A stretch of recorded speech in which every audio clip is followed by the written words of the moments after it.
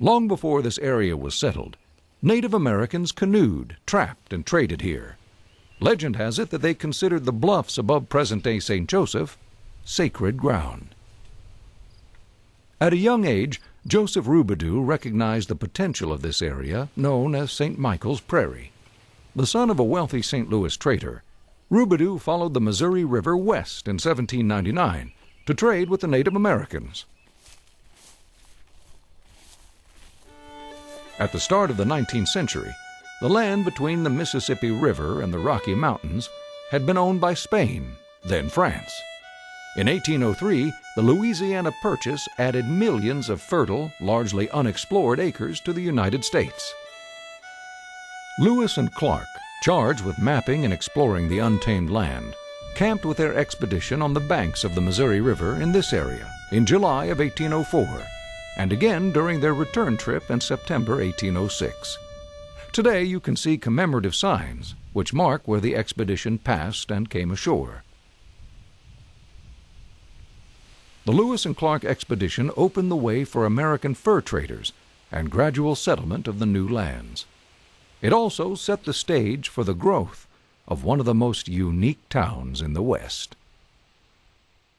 Joseph Rubadoux finally settled in the vicinity and established a trading post in 1826. He founded St. Joseph nearly 20 years later and named it after his patron saint. When given a choice between designing wide boulevards or smaller roads, Rubadoux stated he'd rather sell lots than give away land and streets. Rubadoux built a series of connected houses in the late 1840s. Today you'll see how he and his family lived when you visit the Rubadoux Row Museum. The timing was excellent, as the United States was looking west. Settlers and pioneers traveled by steamship from St. Louis up the Missouri River to where St. Joseph was fast becoming a site of commerce and trade. And St. Joseph was a major departure site for the wagon trains and settlers who opened up the West. The downtown bustled as outfitters organized wagon trains for trips on both the Oregon and California trails.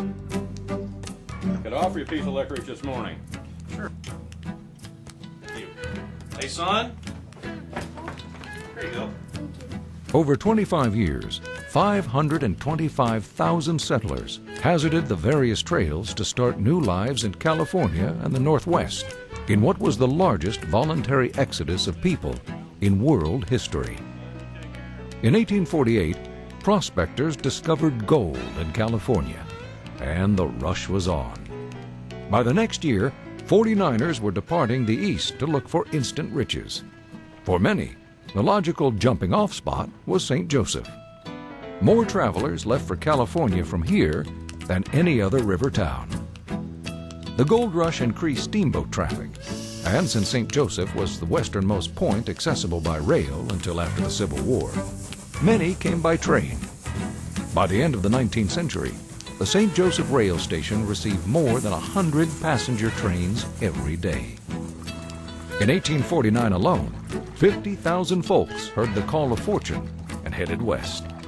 Over the next few years, 150,000 came through the city to follow their dreams.